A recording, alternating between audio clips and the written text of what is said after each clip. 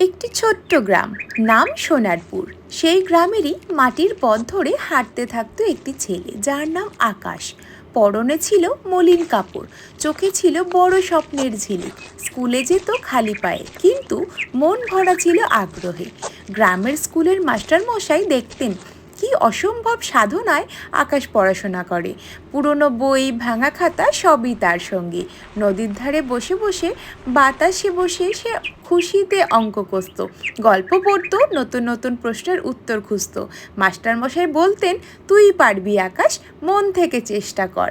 আকাশ সেই কথাগুলো হৃদয়ে বেঁধে রাখত। কষ্ট, দরিদ্র, অভাব কিছুই তাকে দমাতে পারত না। দিনের পর দিন, বছরের পর বছর লড়াই করে আকাশ একদিন অনেক বড় হলো। লেখাপড়া শেষ করে সে ডাক্তার হলো। শহরের চাকচিক্য থেকে নিজের গ্রামে ফিরে এলো আজ। আকাশ আজ শুধু একাই নয়, তার পুরো গ্রামই জেগে উঠেছে শিক্ষার আলোয়। তো আমার ছোট্ট খুদে বন্ধুরা, তোমরা আজকের এই শিক্ষামূলক গল্পটি থেকে কী নীতিবাক্য পেলে? আসল সাহস হলো স্বপ্ন দেখা এবং তাকে পূরণের জন্য নিরন্তর লড়াই করা। আজকের এই শিক্ষামূলক গল্পটি এই পর্যন্তই। দেখা হচ্ছে আবারও অন্য একটি গল্পের মাধ্যমে। ততক্ষণ পর্যন্ত ভালো থেকো আর সুস্থ থেকো।